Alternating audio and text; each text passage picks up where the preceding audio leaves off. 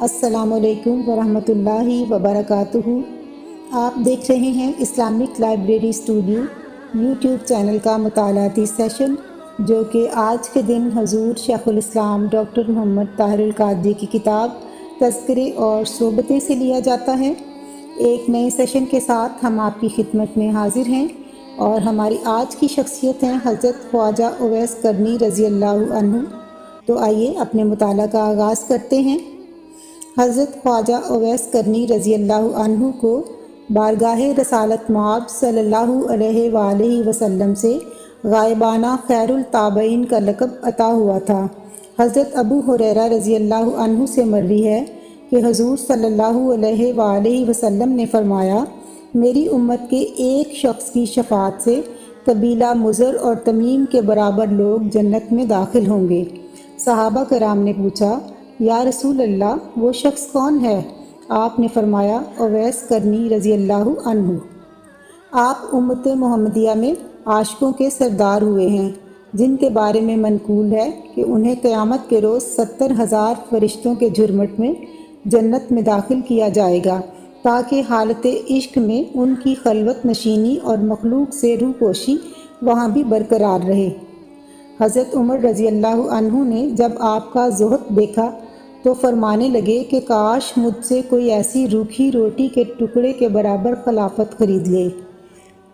حضرت عمر رضی اللہ عنہ اور حضرت علی رضی اللہ عنہ جب ارشاد نبوت کی تکمیل میں آپ سے ملنے اور امت کے حق میں حضور نبی اکرم صلی اللہ علیہ وآلہ وسلم کی طرف سے دعائے مغفرت کا پیغام پہنچانے کے لیے آئے تو اتباع رسول اللہ صلی اللہ علیہ وآلہ وسلم کے موضوع پر گفتگو شروع ہوئی۔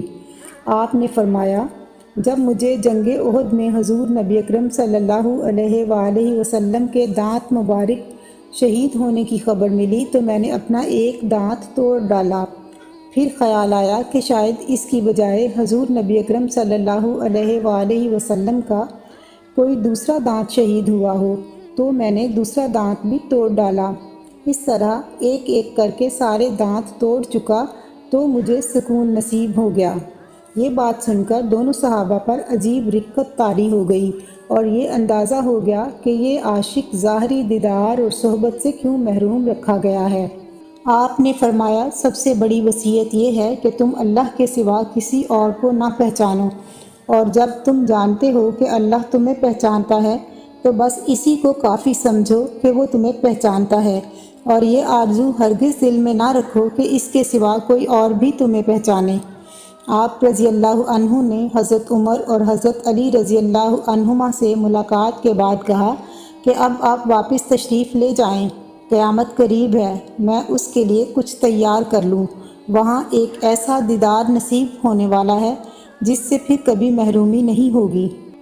کثرت گریہ اور رقت قلبی کا یہ عالم تھا کہ حضرت حرم بن حیان رضی اللہ عنہ حاضر خدمت ہوئے اور کچھ نصیحت فرمانے کے لیے بہت اصرار کے بعد آمادہ ہوئے۔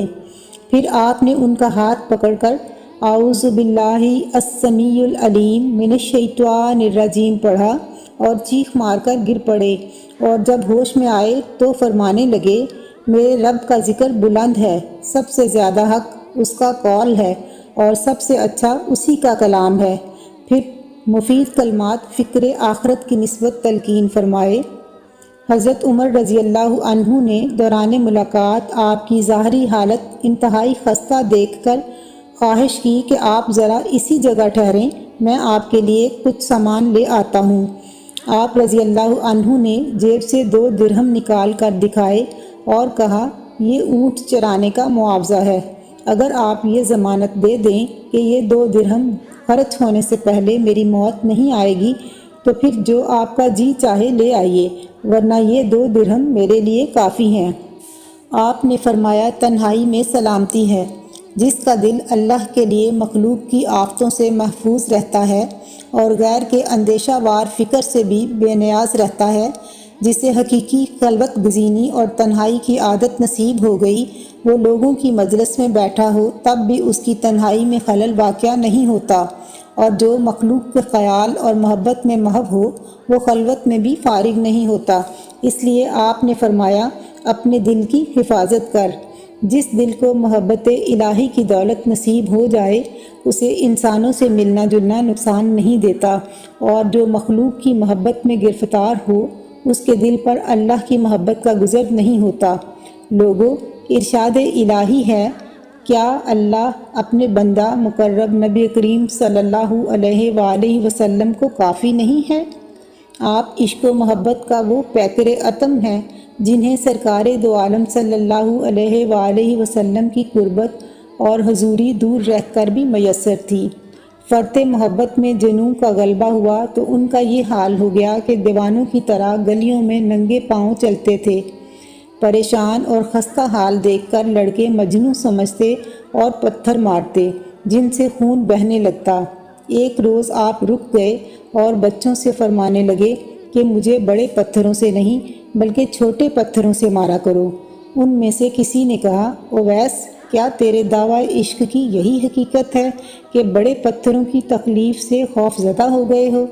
آپ یہ سن کر فرمانے لگے، میں بڑے پتھروں سے نہیں ڈرتا، بلکہ بات یہ ہے کہ ان سے خون بہنے لگتا ہے اور وضو ٹوٹ جاتا ہے، اور میں بے وضو یاد الہی نہیں کر سکتا۔